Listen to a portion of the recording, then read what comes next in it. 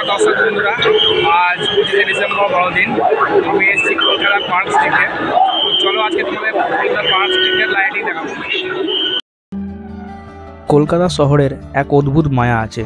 অদ্ভুত লাগে এই শহরে। আমার জানা নেই অন্য কোনো শহর এইভাবে সেলিব্রেট করে কিনা।